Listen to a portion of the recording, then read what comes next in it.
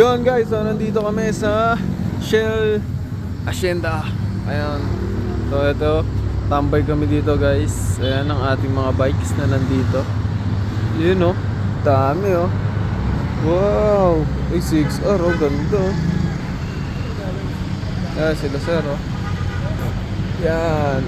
Uy, R1. Ganda ng R1 guys eh. Look at that, ganda. Art old model na eh.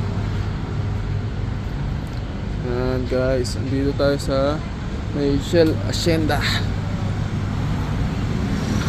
Lamig dito ngayon, January 27. Ginaw dito ang lamig.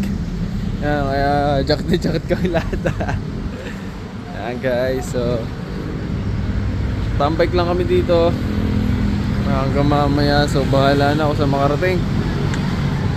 So tambay muna kami guys. Chill muna tayo dito. Let's go.